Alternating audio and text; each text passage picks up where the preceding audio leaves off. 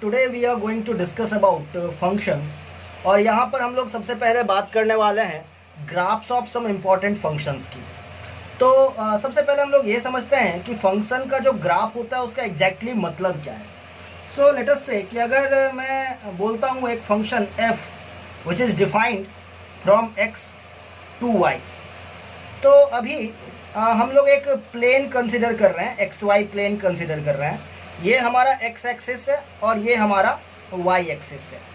तो हमारा जो भी एक्स क्वांटिटीज़ है, कहने का मतलब सेट एक्स है, इस फंक्शन के लिए जो भी हमारा डोमेन है उसके सभी एलिमेंट्स को हम लोग एक्स एक्सिस पे रखेंगे और हमारा जो भी को डोमेन है यानी कि वाई, उसको हम लोग वाई एक्सिस पे कंसिडर करने वाले हैं। और जैसा कि हम लोग जानते हैं कि एक्स एक्सिस पे यहाँ हम लोग सारे एक्स की वैल्यूज़ को रखने वाले हैं और वाई एक्सिस पे हम लोग सारे वाई यानी कि एफ ऑफ एक्स की वैल्यूज़ को रखने वाले हैं। सबसे पहले हम लोग बात कर लेते हैं कांस्टेंट फंक्शन की। So if I am talking about a constant function, so let us define it first. So let us say f is defined from x to y, and y is equal to f of x is equal to some constant, let us call it 4 for all x belongs to r. तो कहने का मतलब है ये हमने function को define किया कि हमारा जो एफ एक्स है वो हमेशा 4 रहता है, चाहे कोई भी x हम लोग यूज कर लें। सो x इक्वल टू 0 पे हमारा फंक्शन का वैल्यू y इक्वल टू 4 होगा, x इक्वल टू 1 पे हमारे फंक्शन की वैल्यू 4 होगी, इसके बीच में कहीं भी इसकी वैल्यू 4 होगी, 2 पे भी इसकी वैल्यू 4 होगी, एंड सो ऑन। हम लोग क्लियरली समझ सकते हैं कि ये जो हॉराइजॉन्टल लाइन है वो हमारे फंक्शन को यहाँ पर रिप्रेजेंट कर रहा है। सो हमने यहाँ पे क्या किया, x और y यानी कि डोमेन और रेंज कि जितने भी पॉसिबल पेयर्स हुए सबको एक साथ कलेक्ट कर लिया और यही जो कलेक्शन है हमारे एक्स वाई प्लेन पे वो ग्राफ कहलाएगा। So now let us consider a function which is known as identity function. So we will talk about identity function और इस फंक्शन को हम लोग डिफाइन करते हैं, let us say f x is equal to x for all x belongs to r. यहाँ पर मेरे कहने का मतलब है कि x का चाहे कोई भी वैल्यू हो, y का भी वही वैल्यू रहने वाला है। सो इसका जो ग्राफ आएगा वो हम लोग जरा कंसिडर करते हैं। This is y axis and this is x axis. x equal to 0 पे y भी 0 रहेगा, x इक्वल टू 1 पे y भी 1 रहेगा, x इक्वल टू 2 पे y भी 2 रहेगा। तो कहने का मतलब है कि अगर मैं इस स्ट्रेट लाइन को कनेक्ट करता हूँ और इसको आगे भी प्रोसीड करता हूँ, तो ये जो स्ट्रेट लाइन मुझे दिख रहा है that is the graph of identity function. So y equal to x कह दीजिए या f x equal to x कहिए, इसका जो ग्राफ आएगा वो आपके सामने में है और आप देख सकते हैं कि इसको हम लोग आइडेंटिटी फंक्शन क्यों कहते हैं। सो स्टूडेंट्स, अब हम लोग बात करने वाले हैं एब्सोल्यूट वैल्यू फंक्शन के ग्राफ की। सो इसका जो डेफिनेशन होता है वो है f x is equal to mod of x which is defined as x if x is non negative and minus f and minus x if x is negative. तो जहाँ तक इसके ग्राफ की बात है तो चलिए इसके ग्राफ को स्टडी करते हैं। पॉजिटिव साइड में जो हमारा ग्राफ आया था आइडेंटिटी फंक्शन का, f of x equal to x, same graph इधर रहेगा। लेकिन अगर हम लोग नेगेटिव एक्स के लिए बात करें, फॉर एग्जांपल अगर मैं -1 की बात करूं तो भी जो हमारा फंक्शन है वो y इक्वल टू 1 ही रहने वाला है। अगर मैं -2 की बात करूं, x इक्वल टू -2 की, तो हमारा जो y है वो भी -2 ही रहने वाला है। So on. और हम लोग इसको यहाँ पे अगर कनेक्ट कर देते हैं तो ये जो हमारे पास ग्राफ आ रहा है यानी कि y equal to x for all positive x and y equal to -x for all negative x, तो ये हमारे एब्सोल्यूट फंक्शन का जो है वो ग्राफ हो गया। अब हम लोग एब्सोल्यूट वैल्यू फंक्शन के कुछ मॉडिफाइड वर्जन्स की और उसके ग्राफ्स की बात करेंगे। तो चलिए सबसे पहले बात कर लेते हैं y equal to negative of mod x की।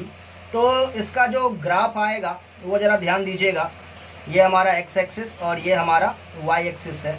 तो जस्ट ये ग्राफ इन्वर्ट हो जाएगा, y equal to mod x का जैसा ग्राफ था उसके कंपैरिजन में जस्ट इन्वर्ट हो जाएगा, और ये y equal to negative of mod x का ग्राफ आ गया हमारे पास। अब अगर हम लोग यहाँ बात करते हैं y equal to mod of x plus 1 इस फंक्शन की, तो हमारा जो मॉड ऑफ x का ग्राफ है वो y एक्सिस के तरफ 1 से शिफ्ट हो जाएगा। तो इस पर ज़रा ध्यान दीजिएगा। अगर हमें मॉड x का ग्राफ बनाना रहता तो हमारा v का जो मीटिंग पॉइंट है वो यहाँ आता, लेकिन इस बार सिंस यहाँ पे मॉड ऑफ x प्लस 1 है तो हमारा जो v बनेगा वो y इक्वल टू 1 पे बनने वाला है। So that was the graph of y equal to mod of x plus 1। अभी हम लोग यहाँ से कुछ कंक्लूजन्स भी ड्रॉ कर सकते हैं, जैसे कि अगर मैं देखूँ कि y equal to mod x का जो ग्राफ था वो हमें पता है कि वो हमारा ग्राफ कुछ ऐसा था, that was my x axis and that is my y axis. और इसको आप कंपेयर कीजिए y equal to negative of mod x के ग्राफ से, तो आप क्लियरली देख सकते हैं कि ये जो ग्राफ है वो x एक्सिस के अबाउट मिरर इमेज का काम कर रहा है। तो हम लोग कहेंगे कि if f of x graph is known,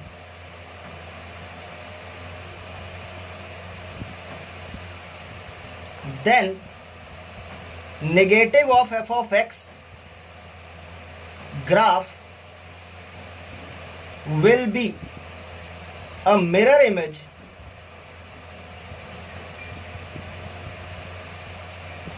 of f of x about x axis।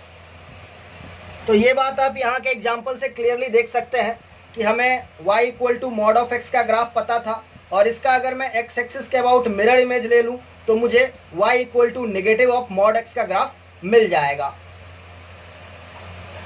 चलिए अब y equal to mod of x plus 1 के ग्राफ को कंपेयर करते हैं y equal to mod x के ग्राफ के साथ। So let us call it x axis, late us call it y axis. तो y equal to mod x का जो ग्राफ था वो कुछ यूं था। So this is y equal to mod of x। इसके कंपैरिजन में अगर हम लोग बात करें y equal to mod of x plus 1 की, तो यहाँ पे ये पॉइंट 0,1 है जैसा कि आप जानते हैं। तो हम लोग कह सकते हैं कि इस ग्राफ को अगर हम लोग y एक्सिस के अलोंग 1 से शिफ्ट कर दें तो फिर हमारा y equal to mod of x plus 1 का ग्राफ बन जाता है। तो इस तरीके से हम लोग कह सकते हैं कि if y equal to fx graph is known,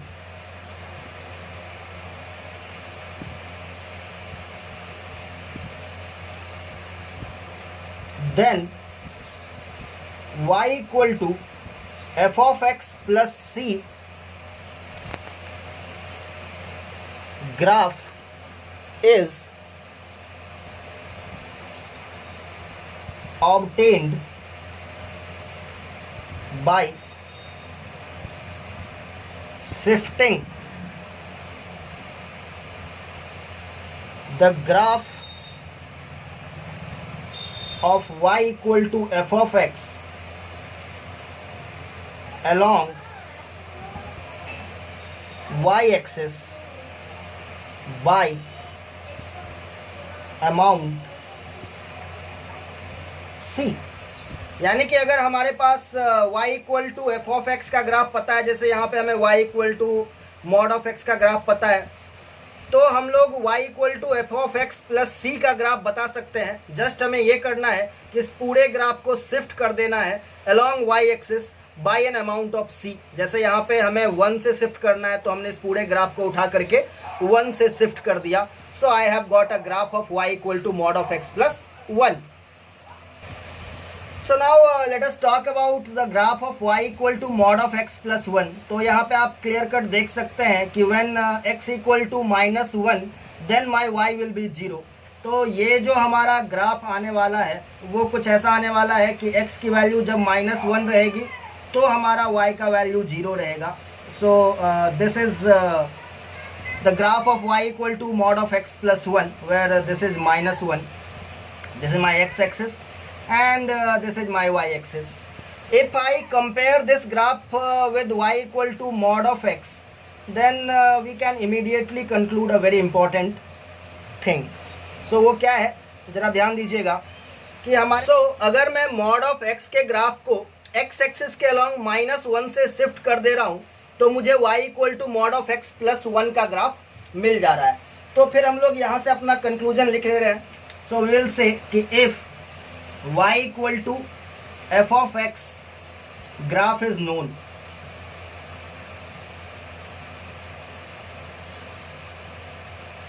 then y equal to f of x plus a constant c graph is obtained by shifting the graph of y equal to f of x along x-axis by an amount minus C. यानी कि यहाँ पे आप देख सकते हैं हमें y equal to mod of x का ग्राफ पता है, और अगर मुझे y equal to mod of x plus 1 का ग्राफ चाहिए तो मुझे कुछ नहीं करना है. यहाँ पे अपने पास c के लिए +1 है, तो -c यानी कि -1 अमाउंट से इस ग्राफ को x एक्सिस के अलॉन्ग हमने बस शिफ्ट कर दिया है, and I got a graph of y equal to mod of x plus 1. So that is again a very important transformation of graph. So just example purpose से हम लोग study करने वाले हैं y equal to mod of x minus 1 को. हमें पता है कि y equal to mod x का ग्राफ जो है वो कुछ यूं होता है. So this is the graph of y equal to mod of x. अभी हमें y equal to mod of x plus -1 करना है. So I have a graph of y equal to f of x and I need to draw a graph of y equal to f of x minus 1. तो यहाँ पे इस graph को shift करना पड़ेगा along x axis by an amount of -1 that is 1. तो हम लोग क्या बोलेंगे कि हम लोगों का ये जो ग्राफ है वो शिफ्ट हो जाएगा x axis के along by an amount of 1. so let us call it x equal to 1. और फिर हम लोग अगर ये ग्राफ प्लॉट कर देते हैं then I can say that this is the graph of y equal to mod of x minus 1. So guys, अभी हम लोग बात करने वाले हैं बहुत ही फेमस एक्सपोनेंशियल फंक्शन के बारे में, एंड इसको हम लोग ऐसे डिफाइन करते हैं y equal to F of x is equal to e raise to the power x, where e is equal to 2.71828 so on. ये एक ट्रांसेंडेंटल इरेशनल नंबर है, और इसी के बेसिस पे हम लोग अपने एक्सपोनेंशियल फंक्शन को डिफाइन करने वाले हैं. कुछ पॉइंट्स की बात कर लेते हैं. अगर हमारा x 0 रहेगा तो हमारा e के पावर 0 जो है वो 1 हो जाएगा, यानी कि हमें अपना एक पॉइंट मिल चुका है 0,1. अगर हमारा x नेगेटिव इन्फिनिटी रहेगा तो e के पावर -इन्फिनिटी जो है मेरा वो 0 होने वाला है, और अगर हमारा x इन्फिनिटी रहेगा तो हमारा e के पावर इन्फिनिटी जो है वो भी इन्फिनिटी होने वाला है. तो ये कुछ पॉइंट्स हैं और इन्हीं के बेसिस पे मैं अपना ग्राफ ड्रॉ करने वाला हूँ. तो ये हमारा y एक्सिस, तो ये हमारा x एक्सिस है और ये हमारा y एक्सिस है. और सबसे पहले हम लोग 0,1 की बात करेंगे. x इक्वल टू 0 तो y इक्वल टू 1 हमारा ग्राफ इस पॉइंट से होकर के गुजरेगा. और दूसरी बात है, जब हमारा x नेगेटिव इन्फिनिटी हो जाएगा तो हमारा ग्राफ जो है वो 0 को अप्रोच करेगा, और x इक्वल टू इन्फिनिटी जब तक हम लोग पहुँचेंगे तब तक हमारा ये जो ग्राफ है वो भी इन्फिनिटी को टच करेगा. तो जो हमारा एक्सपोनेंशियल ग्राफ है वो कुछ ऐसा दिखने वाला है आपको. सो गाइज, अभी हम लोग बात करने वाले हैं नेचुरल लॉगरिथमिक फंक्शन की. तो यहाँ हमारा जो फंक्शन है f that is defined from any real number to a positive real number. कहने का मतलब ये है कि हमारा जो डोमेन है वो तो कोई भी रियल नंबर हो सकता है, बट हमारा जो को डोमेन है वो हमेशा एक पॉजिटिव रियल नंबर रहेगा. और इस फंक्शन को हम लोग डिफाइन करते हैं y equal to F of x is equal to ln x और natural log of x, which can be understood as log of x on the base of e। यहाँ पे अभी हम लोग कुछ पॉइंट्स की बात करने वाले हैं। सबसे पहले तो जैसा कि आप देख सकते हैं, अगर हमारा x जो है वो 1 होगा तो y जो है हमारा वो 0 हो जाएगा। को आप सीधे रीड कर सकते हैं कि e के ऊपर आप कौन सा पावर दें कि e x में कन्वर्ट हो जाए। तो फॉर एग्जांपल e के ऊपर अगर मैं 0 पावर देता हूं तो e के पावर 0 1 में कन्वर्ट हो जाएगा। सिमिलरली 0 की तो हम लोग जानते हैं कि हमारा y जो है वो माइनस इन्फिनिटी हो जाएगा। कहने का मतलब है कि e के पावर माइनस इन्फिनिटी जो होता है वो 0 हो जाता है। सिमिलरली अगर मैं बात करूं x के पावर इन्फिनिटी, अगर मैं बात करूं x इक्वल टू इन्फिनिटी की, तो हमारा y जो है वो भी इन्फिनिटी हो जाएगा। और इसी बेसिस पे मैं अपना ग्राफ ड्रॉ करने जा रहा हूं। तो ये मेरा x एक्सिस है और ये मेरा y एक्सिस है। तो x इक्वल टू 1 पे हमारा y 0 है, मतलब हमारा ग्राफ कुछ यहाँ से स्टार्ट होगा और फिर ये प्लस इन्फिनिटी की तरफ चला जाएगा। So this is the graph of y equal to natural log of x। So guys अभी हम लोग बात करने वाले हैं ग्रेटेस्ट इंटीजर फंक्शन की। तो यहाँ पे let us define it first. y is equal to F of x is equal to n, where n belongs to an integer and also x lies between n and n plus 1. So n is less than or equal to x which is less than n plus 1. तो इसको पहले समझ लेते हैं कि ये मैं क्या कहना चाह रहा हूँ। तो फॉर एग्जांपल हम लोग यहाँ पे एक नंबर लेते हैं 3.5 और इसके ग्रेटेस्ट इंटीजर फंक्शन की बात करते हैं। तो ग्रेटेस्ट इंटीजर फंक्शन को रिप्रेजेंट किया जाता है ब्रैकेट से इस तरीके से। So we can clearly see that 3.5 जो है हमारा 3 और 4 के बीच में आ रहा है। सो 3 is less than 3.5 is less than 4।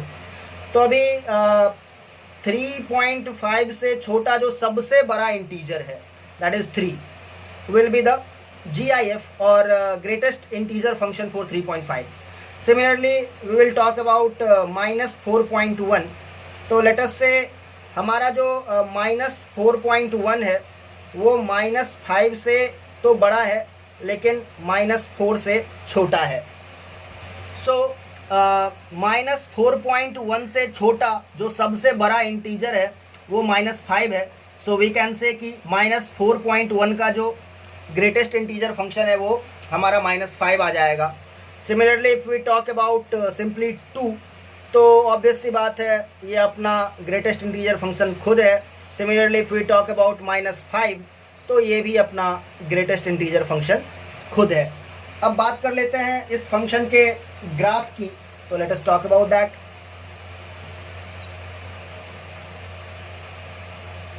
So this is my x axis, this is my y axis. So from 0 to less than 1 जो भी हमारा फंक्शन है उसका ग्राफ जो है वो ये रहने वाला है। यानी कि हमारा 0 से 1 तक नॉट इंक्लूडिंग 1 जो भी नंबर आएगा उसका ग्रेटेस्ट इंटीजर फंक्शन जो है वो 0 रहने वाला है। सिमिलरली अगर मैं बात करूँ 1 से लेकर के 2 तक, नॉट इंक्लूडिंग 2 ऑब्वियसली, तो इसका जो ग्रेटेस्ट इंटीजर फंक्शन है वो 1 रहने वाला है। मैं बात करूँ 2 से लेकर के 3 की, where I am not including 3, तो मेरा जो ग्रेटेस्ट इंटीजर फंक्शन है वो 2 रहने वाला है। सिमिलरली मैं नेगेटिव साइड में भी जा सकता हूँ। सो फॉर एग्ज़ाम्पल अगर मेरा कोई भी नंबर है जो कि -1 से लेकर के 0 के बीच में है, तो उसका जो ग्रेटेस्ट इंटीजर फंक्शन हो जाएगा वो ऑब्वियसली -1 हो जाएगा, नॉट इंक्लूडिंग 0। सिमिलरली अभी ये जो ग्राफ है वो हमें कुछ ऐसा दिखने वाला है। So that was the graph for greatest integer function. Now let us talk about some other important functions जहाँ पे हम लोग just function का नाम जानेंगे। तो first we'll talk about polynomial function. So we'll talk about something called polynomial function. So let us say it is defined as f of x is equal to a0 plus a1 x plus a2 x square plus so on plus an x raised to the power n, and this is known as a polynomial function, where ai, I mean to say a0, a1, a2, a3, so on, ai belongs to the set of real number, and n is a positive integer. This function is known as a polynomial function. For example, I can write y is equal to 1, or I can write y equal to x, or I can write y equal to 2x square plus 3. So these are polynomial function, obviously. And now let us talk about something called rational function. So we'll talk about rational function. So a rational function is just like the division of two polynomial functions. For example, f of x is equal to p1x by p2x, where p1x and p2x are polynomial functions, and obviously I can say that p2x cannot be equal to 0, otherwise it will not be defined. Next we will talk about trigonometric function,